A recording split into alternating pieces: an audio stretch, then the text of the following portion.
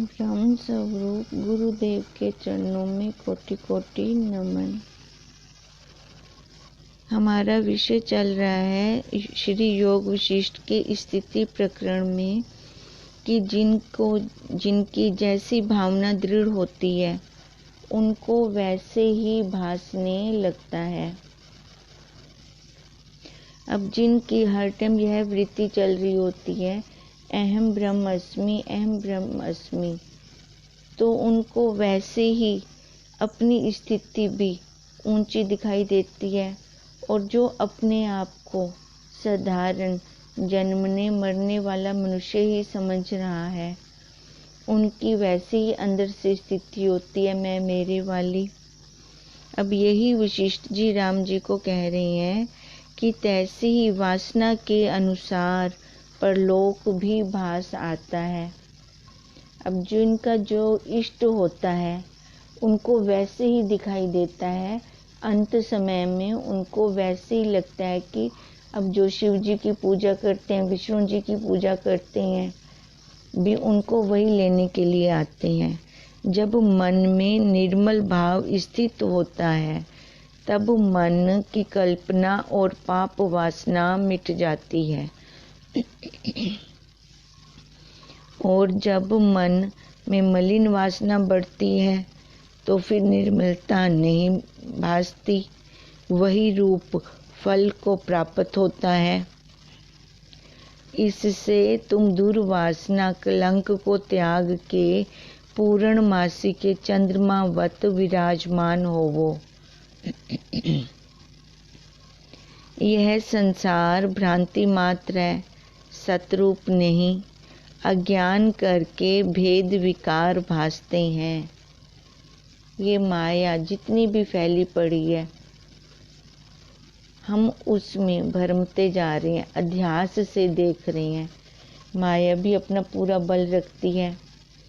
माया असत्य को सत्य की तरह करके दिखा रही है, जिससे हमें भ्रांति हो जाती है मृग तृष्णा के जल के समान। यह संसार भ्रांति मात्र है, सतरूप नहीं है। अज्ञान करके भेद विकार भासते हैं। वास्तव में ना कोई बंधन है ना ही मोक्ष है और ना कोई बंद करने वाला है। सब इंद्रजाल की न्यायी मिथ्या भरम भासते हैं। जैसे गंधर्व नगर, मृग तृष्णा का जल और आकाश में दूसरा चंद्रमा भासता है, यह सब असत रूप है तो नहीं ना, फिर भी तो दिख रही हैं। तैसे ही यह जगत भी असत रूप है नहीं। हम कहाँ पे इधर उंगली निर्देश करके कहें कि यह जगत है या इसने मेरे को दुख दिया। दुख का कोई रूप रंग आकार है जिसको हम पकड़ के लाके दिखा सकें?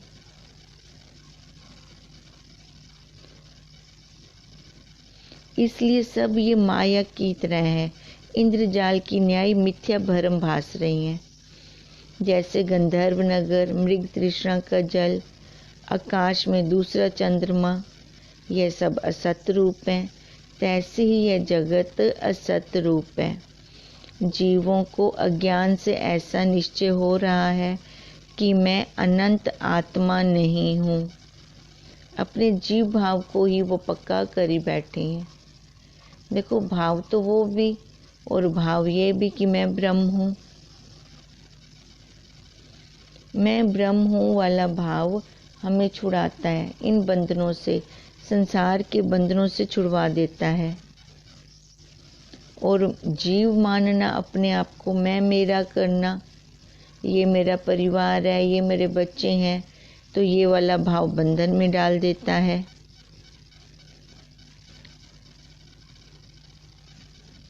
तभी तो अगर हम कहें कि तू ईश्वर है, तू भगवान है, तो वो जीव मानता ही नहीं है। ना, मैं कैसे भगवान हो सकता हूँ, क्योंकि अपने अंदर वो दृढ़ता ही नहीं है तो हम भी ब्रह्म, पर अपने गुणों के कारण, रजतम के कारण हमने एक अलग डायरेक्शन ले ली है। जिसके कारण अब हमें वो भासता नहीं, अपना जीव भाव भी पक्का हो गया है कि मैं नीच हूँ। जब इस निश्चय का अभाव हो और निश्चय करके आपको अनंत आत्मा जाने, प्रथम इसका अभ्यास करें। देखो ये कैसे जानेगा? तभी तो अहम ब्रह्मस्मि की हम माला करते हैं, अभ्यास करते हैं। एक भंवरी भी कीड़े को गुंजन कर करके अपना जैसा उसको रूप दे देती है। तो ये अभ्यास की बलिहारी है। ऐसे ही इसका भी हमें अभ्यास करना पड़ेगा। मैं आत्मा हूँ, क्योंकि जीव को ये जीव भाव वाले संस्कार जन्मों जन्मों से ऊपर चढ़े पड़े हैं। अब उनको काटने का पुरुषार्थ तो करना पड़ेगा, युक्ति से तो इनको काटना पड़ेगा। अगर ऐसा निश्चय हो जाता है अपने आत्म स्वरूप का, जो कि अभ्यास करने से आएगा, तब जाके उसकी दृढ़ता होगी।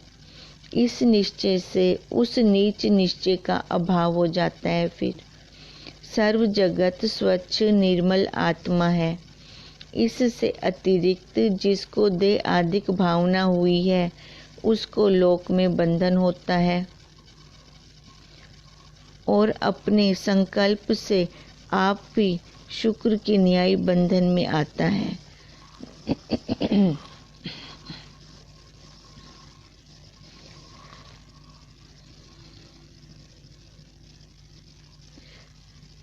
जिसको स्वरूप में भावना होती है, उसको मोक्ष भासता है।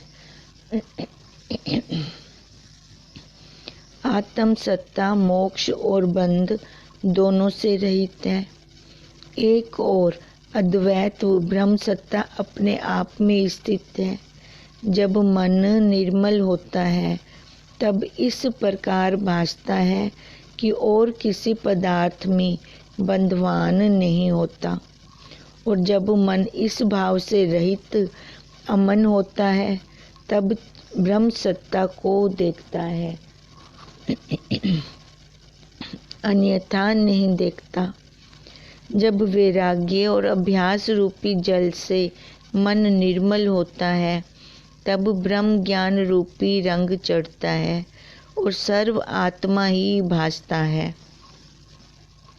देखो, ये संसारिक भाव बहुत जल्दी आ जाते हैं, क्योंकि ये संस्कार जीव को बहुत पुराने हैं। तभी हम कहते हैं ना, हमने कभी पत्नी का भाव बनाया ही नहीं, कभी हमने उसका अभ्यास किया ही नहीं, कभी माँ का भाव बनाने में हमने कोई अभ्यास नहीं किया, पर वो भाव कितना दृढ़ हो गया कि ये मेरी ससुराल है, ये मेरा मायका है। वो कितनी जल्दी जल्दी हम मानते गए। वहाँ पे तो हमने किंतु परंतु भी नहीं लगाई। अब गुरुदेव हमें बार बार कह रहे हैं कि अरे तू ब्रह्म है, तू ब्रह्म है। अब ये भाव क्यों नहीं हमारे दृढ़ हो रहे? यहाँ पे संशय क्यों हो जाता है? और इनके लिए हमें कितना पुरुषार्थ करना पड़ रहा है। अब ये पुरुषार्थ कब सफल होता है?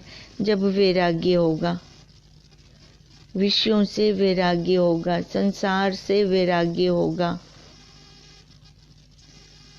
और कारण वैराग्य भी ना हो, दृढ़ वैराग्य हो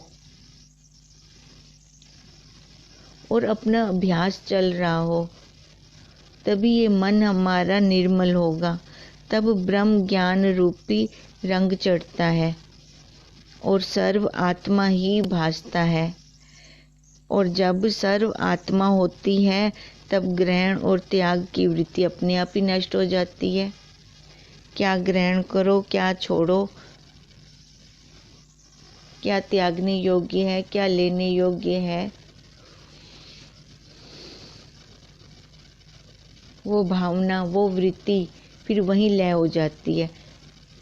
क्योंकि सब मेरा ही रूप है, तो किससे राग होगा और किससे द्वेष होगा?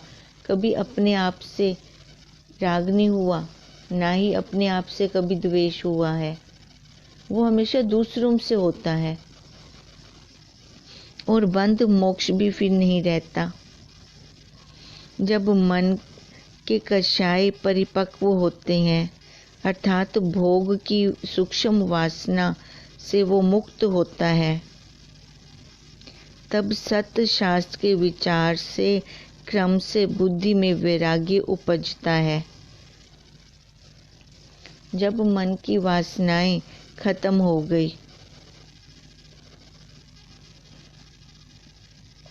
और भोग वासनाओं से, विषयों से ये जीव मुक्त हो गया, विषयों से उसको जब पूर्णतः वैराग्य आ गया, अब इस जीव का स्वभाव है कि एक चीज को छोड़ता है तो दूसरी चीज को ये पकड़ता है। अगर इसने संसार को छोड़ा तो ये देखो फिर इसकी मन कहाँ प्रवृत्त होगा? सत्य शास्त्रों में, सत्संग में। फिर एक बार अगर इसका मन वहाँ चल पड़ा तो देखो जैसा संग होता है वैसा ही रंग चढ़ता है। तब इसके मन के अंदर जो सूक्ष्म वासनाएं हैं उनसे ये मुक्त होगा और सत्य शास्त्र के विचार से क्रम से बुद्धि में वैराग्य उपजता जाता है। फिर इतना आज तक मैंने भोग भोगे हैं तो क्या मेरे सारे दुख खत्म हो गए? अब कहीं से भी मेरे को फिर अच्छा मिला। सबको खुश रखने की जितनी मैंने कोशिश की, जितना मैंने प्रयास किया, उनके पीछे मैंने अपना समय बर्बाद किया, तो वहां से क्या आज तक हमें मिला? क्योंकि ये जीव तो बुद्धिजीवी है ना, अपना ये नाप तोल कर सकता है। तब परम बोध को वो प्राप्त होता है, क्योंकि जब उसने निचोड़ निकाला, बैलेंस देखा कि ये तो मेरा लॉस ही हुआ है, जन्म पे जन्म, जन्म पे जन्म यही भुगतान मैं करता आ रहा हूँ, तो उसको लगा यहाँ पर तो मैंने इतना अपना समय बर्बाद कर दिया है, अब वो यहाँ से इतना समय देने के बाद भी मेरे दुख, संताप, क्लेश खत्म नहीं हुए, इसका मतलब वो कोई अलग रास्ता और है। तभी उसको परम बोध की प्राप्ति होगी और कमल की तरह बुद्धि उसकी निर्मल खिल उठेगी। कीचड़ में रहता हुआ भी, संसार रूपी इस जगत में रहता हुआ भी कमल की फूल की तरह वो खिला खिला रहेगा, क्योंकि उसने अब हंस दृष्टि को अपना लिया। मन ने ही सर्व पदार्थ रचे हैं, जब उससे मिलकर तद्रूप हो जाता है उसका नाम असम्यक ज्ञान है। असम्यक ज्ञान क्या है? कि सही सही हम निखेड़ा ना कर सकें, जो वस्तु जैसी है उसको हम वैसा ना देख सकें, तभी तो हम ये संसार में पूरा नहीं देख रहे हैं। अध्यास है, भ्रांति है, भ्रांति के कारण हमें ये सारा सच्चा लग रहा है। अगर ये सच्चा होता तो टिकने वाला होता, पर ये तो टिकता ही नहीं।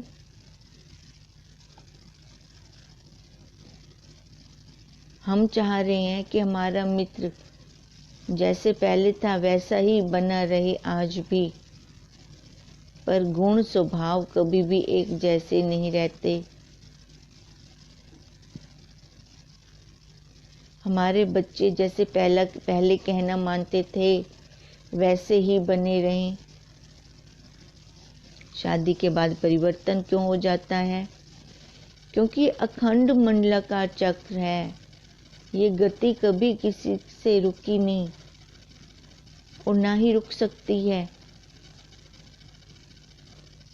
हम ये बाहर की तरफ देख रहे हैं कि ये मेरा कहना माने, ये मेरे अनुसार चले,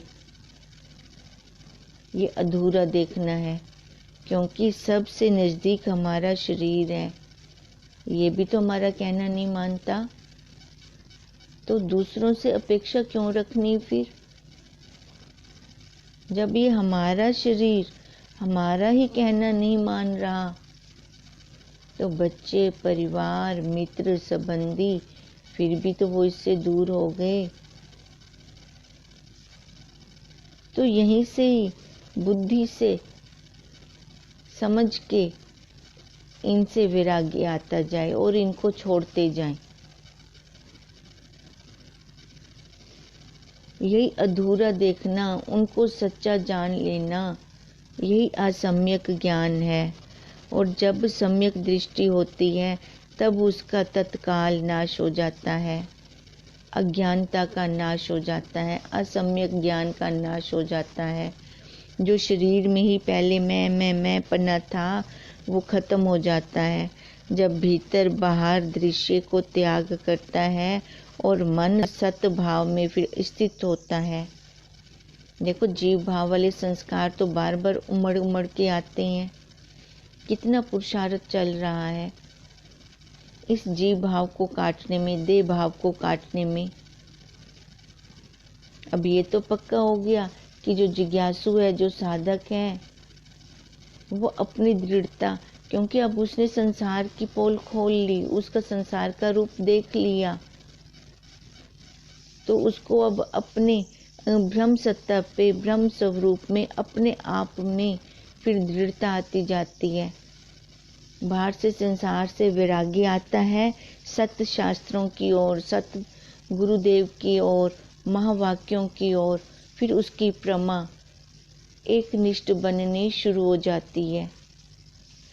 जब तक ये संसार सुहा रहा होता है तब तक गुरुदेव के महावाक्य पर इतनी श्रद्धा और इतना समर्पण नहीं होता कि जैसे ही वहाँ से महावाक्य आए और सीधा ही इधर अंतःकरण में बैठ जाएं। देखें हम अपनी पहले वाली अवस्था, क्या उनका मनन निध्यासन भी चलता था कि नहीं चलता था? क्या हम अधिकारी भी थे कि नहीं थे? बैठते बैठते ही श्रद्धा बनती गई। जैसे श्रद्धा बनती गई, संसार से वैराग्य आता गया, क्योंकि जब हम बैठेंगे तभी हम कुछ महावाक्यों का श्रवण करेंगे, तभी हम मेल कर सकेंगे कि जैसे गुरुदेव हमें बता रहे हैं बिल्कुल सही है, कि इस संसार में दुख के अलावा और कुछ है ही नहीं। हम अपना देखें कि हमारा बैठने का स्थान कौन सा है। अगर मैं बाहर बैठी हूँ तो देखो वहाँ पे दुख, रोग, शोक, संताप सारा कुछ आएगा। और अगर मैं अंदर बैठी हूँ फिर ये इन सब से बचाव हो जाएगा।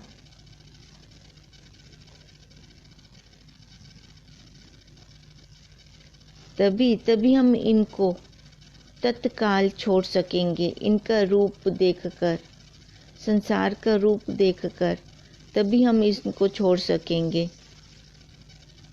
जब हमने बाहर के दृश्य का भी त्याग कर दिया, जो इन रूप से, इन आँखों से जो रूप दिख रहा है उसका त्याग किया, और मन के दृश्य का भी, मन के अंदर भी तो पूरा संसार बसा हुआ है। सबसे महत्वपूर्ण मन का संसार है, उसका नाश करना। जब मन के संसार का भी, दृश्य का भी त्याग किया, तब मन सत भाव में स्थित होगा, तब परम पद को वो प्राप्त होता है। हे राम जी, ये दृष्टा और दृश्य जो स्पष्ट भासते हैं ये असत्य है। ना ही कोई दृश्य है, ना ही कोई दृष्टा है। ये असम्यक ज्ञान है।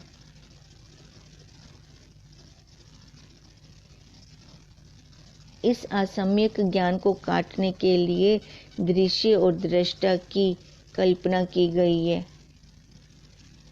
एक को दृश्य बनाया गया, एक को दृष्टा बनाया गया। हे राम जी, ये दृष्टा और दृश्य जो स्पष्ट भासते हैं वे असत्य हैं।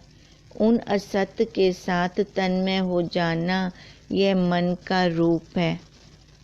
और जो पदार्थ आदि अंत में ना हो और मध्य में भासे, तो उसको क्या जानिए? असत रूप ही जानिए। सो यह दृश्य आदि में भी नहीं उपजा और अंत में भी नहीं रहता। मध्य में जो भासता है वो असत रूप है। अब मध्य में क्या भास रहा है? मैं, मेरा, यही असत रूप है। ये घर मेरा, ये कोठी मेरी, ये गहने मेरे, ये बच्चे मेरे, ये परिवार मेरा। देखो यहीं से ही धोखा मिलना है, फिर यहीं से ही धोखा मिलना है। फिर उस टाइम हम पछताएंगे। अब उस टाइम बुढ़ापे में जाकर हमने पछताया, क्योंकि जब तक इंद्रियों में जूस है तब तक तो ये सारे चिपकते हैं। जब ये शरीर वृद्ध हो जाता है, फिर एक कोठरी मिल जाती है, एक बिस्तर मिल जाता है, फिर उस टाइम कोई पास बैठना पसंद नहीं करता और इस जीव को वो संसार वाले ही सारे संस्कार होते हैं। फिर वो अकेली कोठरी में बैठ नहीं सकता, उसको डर लगता है, भय लगता है, फिर अंदर से छटपटाता है। फिर उस टाइम वो क्या करेगा जीव? अब उसके संस्कार ही इतनी हैं जीव भाव वाले।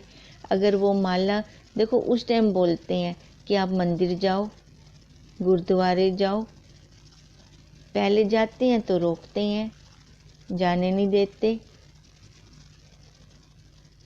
अब उस टाइम अपने से दूर करते हैं, पर उस टाइम ये जीव दूर होना नहीं चाहता कि संग का रंग ही इतना चढ़ चुका होता है, मैं मेरा इतना अंदर पक चुका होता है कि अब वो छूटता नहीं। मंदिर भी जाते हैं तो पीछे घर परिवार की ही चिंता लेकर जाते हैं। वहाँ पे भी बैठकर फिर शांति नहीं आती मन को, क्योंकि उन असत्य के साथ ये तन्मय हो चुका होता है। अब फिर यही है मध्य की, मध्य में यही दृढ़ता, यही रंग रूप आकार को मैं मेरा मानकर हमने सच्चा कर लिया, जबकि है ये सब झूठ। आत्म भावना बिना दुख निवृत्त नहीं होती। अब ये आत्म भावना कैसे कैसे हम लेंगे? जब तक दुखों की निवृत्ति नहीं होती तब तक आत्म भावना में हमारी स्थिति नहीं होती। विक्षिप्त मन, देखो आसन पे बैठ नहीं सकता, माला हाथ में होगी पर अंदर संतोष व तृप्ति नहीं होगी। मुंह से मंत्र बोला जाएगा पर अंदर से उसका उच्चारण नहीं होगा, अंदर से उसके ही संकल्प अपने ही चल रहे होंगे। जब दृश्य में आत्म भावना होती है तब दृश्य भी मोक्षदायक हो जाता है। बाहर संसार की तरफ वृत्ति जाती है। जब संसार की कोई वस्तु पाने की इतनी ललक हो जाती है कि उसके लिए हम दिन रात एक करते हैं, जब वो वस्तु मिलती है तो हमें लगता है कि अब हमें वो सुख प्राप्त हो गया, उसी को हमने मोक्ष बना लिया।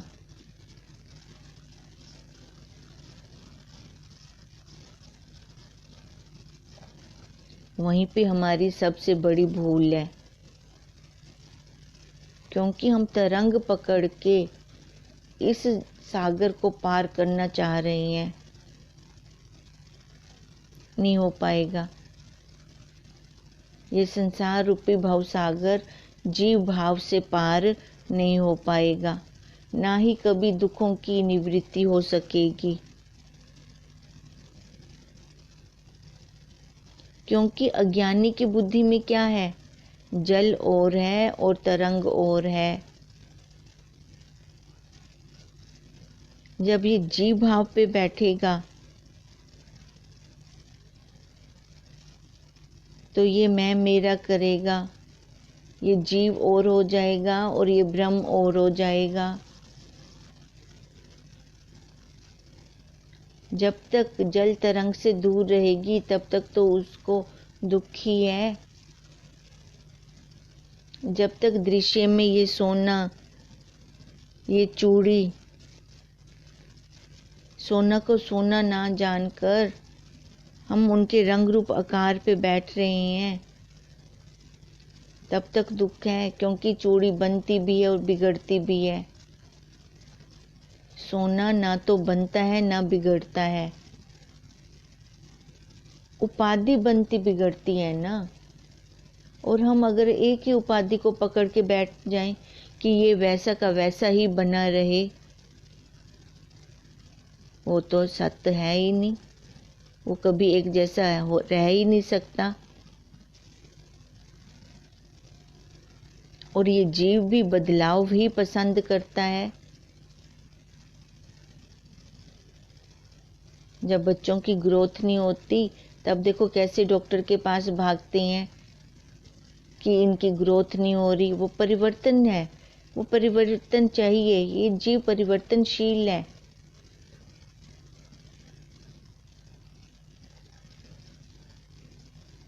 अब वो भी भाग रहा है, भाग रहा है। अब ये कब जाके टिकेगा, कब अपने स्वरूप में बैठेगा, ये भागम भाग कब खत्म होगी? जब संत महापुरुषों का वो संग करेगा तब उसमें जाके टिकाव आएगा। क्योंकि संसार में उसने आज तक भाग के देख लिया, उसको अब तक कुछ भी प्राप्त नहीं हुआ।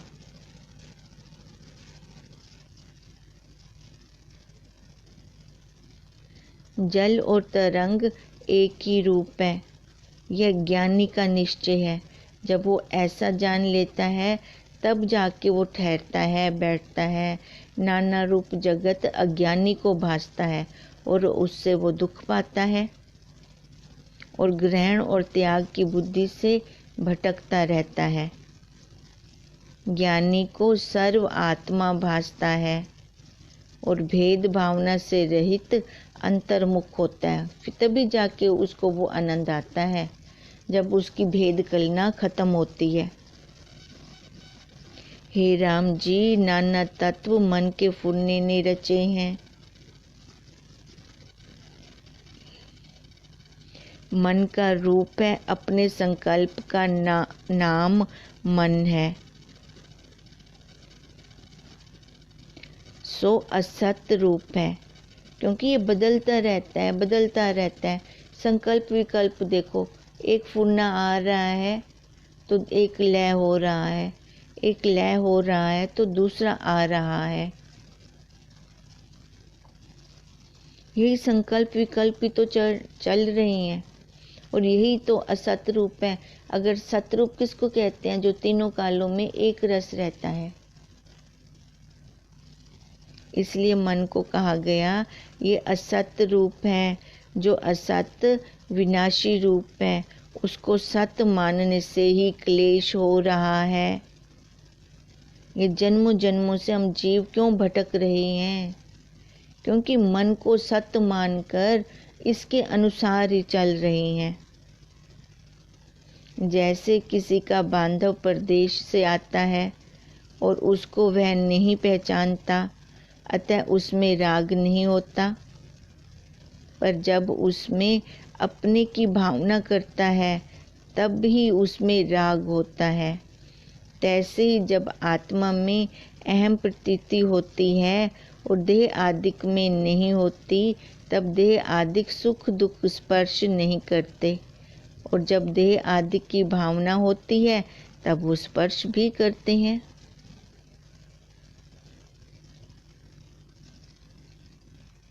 देखो, जैसे कोई हमारा बांधव परदेश गया हुआ है, अब मैं इतने टाइम के बाद अपने परिवार को मिल रही हूँ कि मैंने उनको पहले कभी देखा ही नहीं है। मन के अंदर चल रहा है, घर जाऊंगी अपने बेटे से मिलूंगी, बेटे से मिलूंगी। अब जिस गाड़ी में, जिस ट्रेन में मैं यात्रा कर रही हूँ, सामने वाली सीट पर भले ही मेरा बेटा क्यों ना बैठा हो, तब तक उसमें वही अपनत्व नहीं आ सकता, क्योंकि मैं उसको जानती नहीं हूँ ना, मैं आज तक उससे मिली नहीं हूँ। अब बात करते करते दोनों ने बोला कि मैं भी वहाँ जा रहा हूँ, मेरा एड्रेस वही है, इतने सालों के बाद मैं घर जा रहा हूँ। और बेटे ने भी बात की कि मैं भी वहीं जा रहा हूँ, मेरा घर का एड्रेस भी वही है। देखो, वहीं पर ही जब एक दूसरे की जान पहचान में बदल गई तो वहाँ पर पिता पुत्र का संबंध पैदा हो गया और मोह भी पैदा हो गया। अब जब उसको जाना तभी तो पता चला कि ये मेरा ही बेटा है। अब ऐसे जब उस आत्मा को हम अपना मानेंगे तब जाके लगेगा कि मैं ही ब्रह्म हूँ। ये बाहर सारा संसार नश्वर है, तब उसमें राग होगा। देखो, राग बाहर भी है, संसार में भी, तो वहाँ जहाँ राग होगा उसकी दुकान में जो पदार्थ होगा, जो वस्तुएं होंगी, वहाँ से वही मिलेगा। संसार की दुकान में क्या वस्तुएं हैं? अब संसार कहा किसको है? ये संसार सबसे पहले हमारा ये देह, ये शरीर है, और इस शरीर की दुकान में क्या वस्तुएं रखी हैं, क्या इसमें निवास करते हैं? काम, क्रोध, लोभ, मोह, अहंकार। फिर यही तो ऊपर आते हैं, और जब ये आते हैं, ये आसुरी वृत्ति आती है तो दुख ही लेकर आती है, क्लेश ही लेकर आती है, राग ही लेकर आती है। और अपनी साक्षी की दुकान में क्या वस्तुएं रखी हुई हैं? सत्य है, चित्त है, आनंद रूप है। जब हम उसके खरीदार बनते हैं, अपने आप को उस दुकान के पास लेकर जाते हैं, तो वहाँ से हमें क्या मिलता है? असली प्योर माल मिलता है। और जब हम प्योर माल लेते हैं तभी तो हमें आनंद आता है, तभी इन दुखों की निवृत्ति होती है, तभी इस देह भाव से उठते हैं, तभी इसके दुख सुख स्पर्श नहीं करते। हे राम जी, जब शिव तत्व का ज्ञान हो तब कोई दुख नहीं रहता। वह शिव दृष्टा और दृश्य के मध्य में व्यापक है।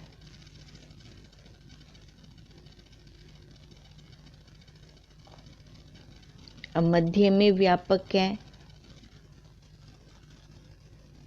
कि हम बीच की अवस्था में ही उसको पा सकते हैं।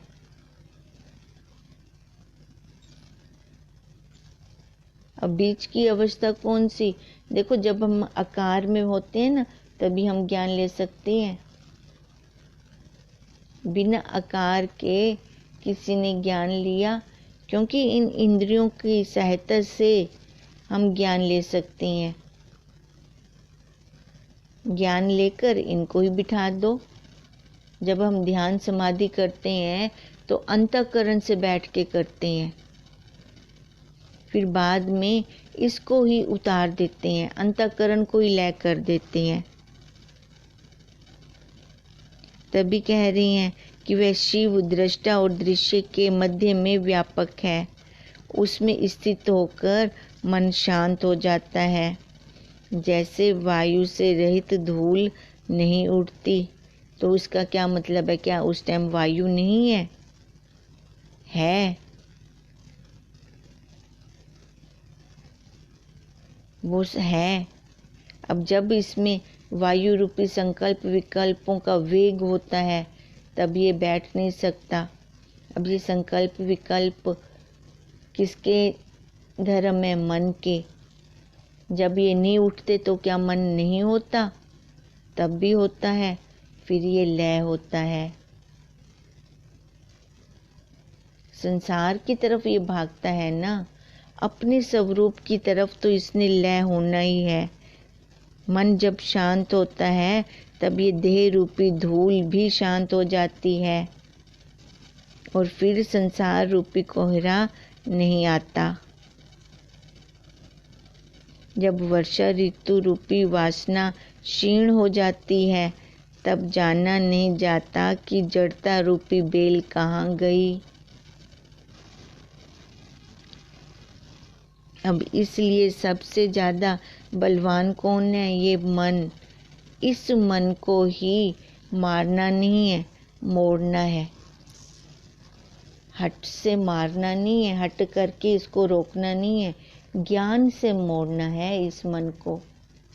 अगर हम ज्ञान से मोड़ते हैं तभी ये अपने स्वरूप में जाएगा, एक एक वस्तु का। तभी तो कहते हैं विवेक और विचार, विवेक विचार के साथ अभ्यास।